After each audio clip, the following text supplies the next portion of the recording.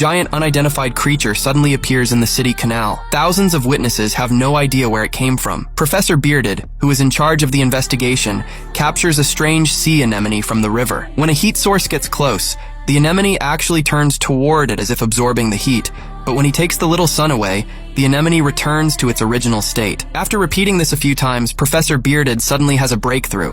He seems to have grasped something key. Excited, he rushes to find his assistant, Hey. The two of them examine the anemone's genetic structure and find it's made up of 3 basic molecular formulas, and these groups repeat over and over again. You see, if this were a natural organism, its genetic sequence could never be this precise. Could these creatures have been artificially programmed? This major discovery instantly explains the origin of the monster. No wonder they evolved so perfectly, but lost in excitement, Professor Bearded doesn't realize this discovery will lead to his doom.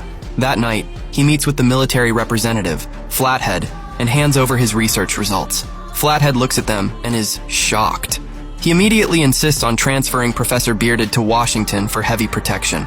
Although suspicious, Professor Bearded doesn't think much of it, but just as he's about to head to the airport, a car suddenly speeds toward him. After receiving the news, Laura and Brother Chiang rush to the hospital, but by the time they arrive, Professor Bearded's life is hanging by a thread. The local police ask him if he knows what happened, but Laura notices mysterious figures watching in the hallway. They both realize that the accident with Professor Bearded was no accident. At the same time, Assistant Hey seems to sense danger. He organizes all of Professor Bearded's research materials. Just then, armed personnel suddenly burst in. Hey quickly picks up the jellyfish, trying to leave before he's detected. But before long, a loud alarm rings through the hallway. The armed personnel have spotted him and chase him with flashlights.